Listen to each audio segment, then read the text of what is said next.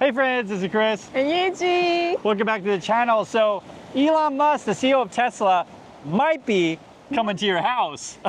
Knock, knock. Watch out. So let's get into the details of this. Elon's gonna come to your house. Himself? Maybe. Maybe. Depends how high a worker you are. So this is the headlines, guys. It says, true story, this is in Germany.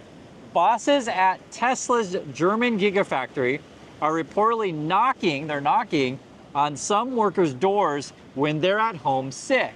So when they're sick, the Tesla your boss will be like knocking on your door, like, where are you? What are you doing? Not even a school teacher does that. I don't know if anybody does that, right? And this is coming from Handelsblatt. So if you're in Germany right now, because a lot of Germans watch our channel, Yeah. please let me know if you heard about this. It says plant managers have paid visits to homes of Tesla employees who've been on sick leave, right? So they took time off work, citing a recording of an internal meeting last week. And this is how the workers respond. Some slammed the door shut or threatened to call the police. So And they're like, Stoker, are you at home? Are you really sick? and so some people just shut the door in their face. Yeah. Would you call the police on your boss if they came to your work? But that depends on how they... How they're doing. Yeah. Oh, right. If they're like on binoculars, Yeah. like sneeze. You're really sick? Let me check, you know? Like... But could you imagine that you had to call the police on your boss? Yeah. Yeah, or you're really sick and they keep knocking your door like 30 minutes, whatever. So they had to call the police, right? Yeah, because, right. You're like, who's that banging at like, 6 a.m. in the morning or who Yeah. knows, right? So this unfortunately is kind of a reflection of the culture at Tesla. What's that? Yeah, actually, two of my friends Uh-huh. in Germany right now, I've never heard of this kind of case. Yeah, they usually tell me when they're sick or even their kids sick, Right? they just stay off. Yeah, I don't know this Yeah, idea of just- going. Yeah, go home. They just Yeah. go home. Your boss not really checking. Oh, your kid's really sick. Are you really sick? Give me a prescription of the doctor. Right. So according to one of the Tesla people, they were saying that there's like a bunch of workers calling in sick. They like to do it, I guess, if they work late shift, so like at night, or on Friday. So they're trying to imply that, oh, you just don't want to work Fridays or late shift. The thing is though, is that with places like Tesla though, from the workers' point of view, they're just saying, you are overworking us, right? You're giving us too much work. And then the other reports are that when people call in sick, because more people are calling in sick at Tesla than other companies in Germany, then the workers that are at Tesla, they get more work. They have to do the work of other people. So overall, everyone's working more. Then when someone calls in sick, you get even more work in addition, right? So the one argument you would make is like, you're working too much, and so your chances of getting sick are higher. They make you sick. Right. They make you sick, so it's not surprising that you're more sick. Yeah. Right. What is surprising that they come to your house, and or maybe not surprising, depending on how you think about this. And I want to have a chat with you guys about like the work culture at Tesla, and also explain to Yeji about this stuff too, because it's kind of a long-running history of essentially treating your workers poorly, and also too, it sort of kind of feeds into why Elon Musk made his political moves the way that he has. So let me read some examples here. The way Elon Musk likes to call this thing is the hardcore work culture, right? And when he took over Twitter, this is the email that he sent to people. He said, and he wanted people to work hardcore at Twitter. He said, this will mean long hours at high intensity. Only exceptional performance will constitute a passing grade, right? I'll read again, long hours at high intensity. And you have to be exceptional if you want to be passing grade. So get ready to work all the time, right? And what? Like, do you want to give your life to your job? I think no one does it, especially these days, young people. Well, Elon will say that, but we're doing a revolution. Don't you want to be part of the revolution? Revolution of going back, like 80s. Or, The 80s, we Oh, that used to kind of go culture, we that kind of used to go culture. to, like school and in Korea. office 6 days a week. Yeah. Well, this is what he said. This would be a quote from Elon. He says here, this would be a long time ago. As was he like? This is 2012. He says, because he sells this stuff to workers before. Please prepare yourself for a level of intensity that is greater than anything most of you have ever experienced before, right? So you've never experienced anything like working at Tesla. Revolutionizing industries is not for the faint at heart, right? So if you're a coward and you give up easily, right? It's not for you to be revolution. But this is according to Elon Musk, but nothing is more rewarding or exciting, and I will personally make sure that those who produce exceptional results are rewarded exceptionally, as is fair and right. So he claims if you work hard, you're going to get exceptional rewards, which is fair and right. That's what he claims. And Yeji's shaking her head. So the reason why I have to explain the history of this stuff is that Tesla and actually Twitter, so Elon's companies essentially, they have a history of not paying people. And they have a history of Lockdown. What's that? Locking down people. Locking down people. Well, that's another issue. So, and I want to put this all in perspective, okay? So if you have to understand Elon and understand the culture is, it's all about pumping the stock price. It's always been about pumping the stock price. Elon makes these big promises that pumps the stock, right? And then he goes and then yells at his workers, you know, we're making revolution, and you know, try to keep these said promises. What happened is Elon tied his pay to the price of the stock and how much the company's worth, right? So I mean, it's all about pumping up the stock. That's what this whole culture is about. And so what happens if like a major event makes it so that you can't fulfill your promises? In this situation, COVID, right? Yeah. So in Shanghai, the Chinese factory, they basically just shut down. Okay, because in China they can just tell you to shut down. The USA, they told him to shut down, but he wouldn't do it, which is very interesting. It's very different than how he responded in China, and like kept protesting and crying and stuff like that, and basically kind of ordered the workers to go against what the government was saying. Yeah. This was in California. What ended up happening is that a lot of his workers got COVID. I think it was like, I read 400 workers, something like that. Who knows the exact number, but it's in that range. So hundreds of workers got COVID. And then people were complaining that he didn't take it seriously. There was no soap, right? Not even soap? Not even soap, yeah. People were complaining that there wasn't even soap, let alone who knows about the mask situation or other distancing. You know, there's all these things because you're really not supposed to be working anyway during this time.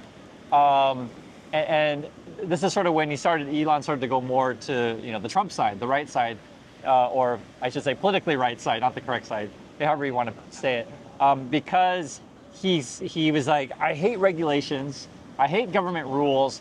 You know, basically, he wants to work his workers like they're on a plantation, essentially. Yeah, so he wants to have a lot of rules in his company, but he doesn't like regulation, I guess. Right. He likes the rules if he makes them. Yeah. Right. But he doesn't like the rules if someone like enforces them. So an example of rules that Elon doesn't like. So let's say you want, as a government, you want to like protect your workers safety-wise for any number of things. Okay. So Tesla factories, car factories, right? They get injured at higher rates than other car factories. Right. So because there's less, they don't care about safety. Yeah. And it's also reflected in their cars. When we looked at, let's say, the Cybertruck, safety is not important to them, right? They're going to make a car with pointy, sharp, you know, small lights, right, and panel gaps, right, these kind of things. They're going to remove sensors because they want to make it cheap. It's all about pumping up the stock, right? So safety is not important. You know, they'll work people 12 hours a day, this kind of thing. There were reports, like, for example, that the sewage would break, right? So you got, like, literally poop everywhere, right? And they would just tell the workers to keep working. We're just going to build a bridge over the sewer, a bridge over the poop. Or there's another situation where, like, I guess water flooded the factory, and there's still electric wires everywhere, like, running around. And they kept telling people to keep working. Another situation, there was a fire, and the fire department didn't even come yet, right? Because normal procedure, there's some sort of fire, let the fire department, you know, come. Shut down and just evacuate. Yeah. Until the fire department says everything's all clear, etc. But they just told the people to keep working. You get the gist of it, right? In the case of China during the COVID situation, they eventually got back to work, but they lived in a bubble. Yeah. right? So you heard about bubbles like, say, so for example, we had bubble in the NBA, the basketball, but they're going to live in a much different circumstance. They're going to get good food, a good Yeah, place, yeah. you know, and you know, they're going to be in hotels basically. In Shanghai, they slept on the factory floor. They ate on the factory floor. I don't know if they pooped on the factory floor. That I don't know. but basically they were locked in there for, you know, I think it was a couple of months, something like that, right? They created this Tesla bubble, but it was all, again, Yeah. it's all about keeping up with the numbers, pleasing Wall Street, and pumping up the stock. I mean, what do you think about this when you hear about this stuff? Because remember, you thought Elon was this, you know, before we talked about this stuff, you thought Elon you had a different impression of Elon. Yeah, because we only know, you know, from the news. I didn't really look at what he's really doing, what is history. Right. So I thought he's just great CEO of Tesla, but now, Well, he's, because we don't really look up his, you know. oh, profile. yeah, I mean, he's good at PR. Yeah. Right. I didn't know that before. And he comes out and he says, you know, to people inspiring things like, we're going to go to Mars. Yeah. Or, you know, he talks about if you want to change the world, you have to, you know, sleep on the factory floor. But that's kind of what the boss says, right? Like he tells, oh, if you guys want to be part of my revolution and help me, you know, get my stock up high, you have to sleep on the factory floor, right? Also, too, like when he was trying to, you know, motivate workers, this is stuff he would tell them, okay? Yeah. He would say, please talk to your spouses, children, relatives, and friends and explain what I've said in this email, talking about working hardcore, okay? This is what he says here. What it means is they will see much less of you for the next 6 months. 6 months. And there will be almost zero vacation. And there's more. Please reduce time off, so don't take time off work, and travel plans to the absolute minimum necessary to maintain sanity and avoid divorce. You don't want you to get divorced. I'm being serious. I am being very serious is how he ends that email. So he does care about you not getting divorced, right? He wants you to... Because he already had a lot of divorce experience, so it's not fun. So Elon's experience, right? He's trying to help you. He's like, take it from you guys. As Elon has, you know, lots of kids and more than one divorce, like right? threatening you. Yeah. So this is the culture over there, and it kind of makes sense because remember, like, how does this all fit in? There are multiple lawsuits against him in terms of how he's been treating workers. There was one where a black worker won the lawsuit. I think he got a $1 million lawsuit because essentially his white supervisors were saying the N-word to the workers. So it's as bad as you think it would be, and basically treating black workers like plantation kind of thing.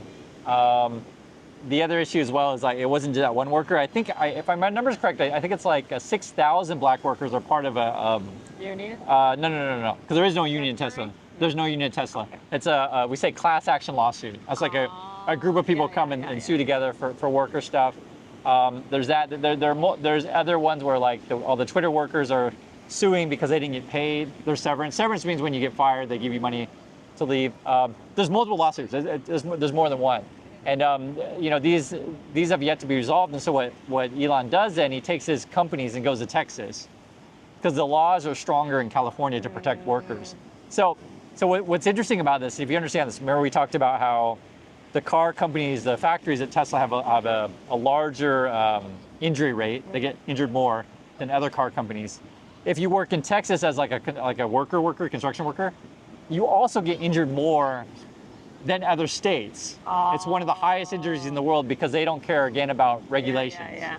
So let me give you an example of like a regulation that would protect workers. So every state's a little bit different. For many states, we call it workers' compensation, but it's basically the idea, and I'm sure Cray has something like this, is that if a worker gets injured, the company has to pay for your surgery or whatever, that kind of stuff. So places like Texas will have much weaker laws or weaker requirements for that kind of thing, right? Nice. That's just one example, but there's any number of things of like, you know, safety issues. Like let's say, for example, if you have some state that says, hey, you know, because these are relatively new laws. What's that? Basically, you know, for example, you have to wear pair because it's too dangerous. So you gotta watch it. Oh yeah. That kind of stuff. You know. Yeah, that kind of stuff. Yeah. It's or the other one I was thinking that's good. You have to work in pairs. Another one I was thinking like. And this is what I mean by relatively new. There was a time when you could essentially be forced to work forever with no lunch, no breaks. Yeah. Like we have rules now, right? Yeah, if you work 3 hours. Oh, you know this. Yeah, you take like an hour break or 4 hour, 1 hour break, something like that. So you have these rules in Korea too. Yeah, we have these. Well, so USA is different because every state is a little has like it's just the rules are all over the map. I'm just giving different examples of why you want rules to protect workers. You have to wear certain, like gloves and shoes. Right. Dangerous stuff. And then in some situations, say like a company provides you with the equipment. Yeah. Tesla's known, or we'll say Elon's companies, because we read before, SpaceX is known not to give you the proper safety equipment, right? So I mean, it becomes an issue, right? Yeah. Just imagine, just for example, talking about the U.S. system. In the U.S. system, say you play sports for school, and I'm thinking football. Some of the players have to buy their own, we say pads. Yeah. Many schools provide it. It depends on your school. Everything depends on your school. Some states don't, and then the poor kids can't really play because Yeah, it's too much. Or it's not safe, and or they buy old pads or whatever. Yeah. But the point is like safety does matter, and to me it does at least. But to Elon it doesn't, because his idea is like, well, I can always replace you if you get hurt. Now Elon said there's a quote in here. I'll say what it is. He basically told workers, I will come visit each and every one of you who gets hurt, right, personally. And there were 3 workers that said, that's not true, that not true, that not true.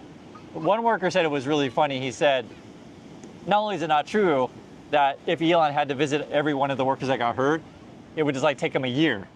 Because there's so many workers that got hurt, right? So I know we're laughing about people getting hurt, but I just want you guys to understand the kind of work culture is. So, I'm not surprised when I hear that in Germany, they're coming to your house, knocking on your door and like, why aren't you at work? And then Elon himself says he'll look into it. So maybe, whatever that means to look into it, is he coming to your house or not? What do you think about this work culture? So you don't think young people will want to do this kind of stuff anymore?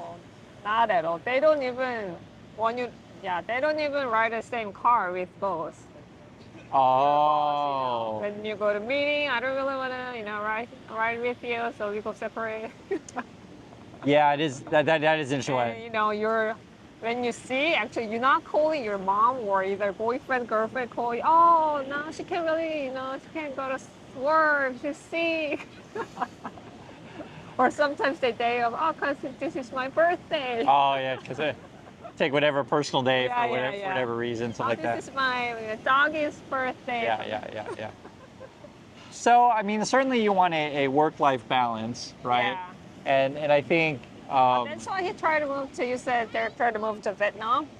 Yeah, so that was recently where in SpaceX, SpaceX. Yeah, they said they're going to, I think it's like 1.5 billion, I read something like that.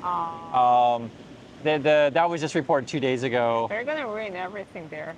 Yeah, and if you guys don't know, so like if you open any facility, say in China or Vietnam, you cut down whatever trees you want, you dump whatever garbage you want in the water, you injure no matter how many workers, because these things are like, that's the kind of situations, because it's funny when people think of, say, communism as like, oh, the government controls everything. It's not exactly true. It's more like money. Yeah, it's more money's. Money and power.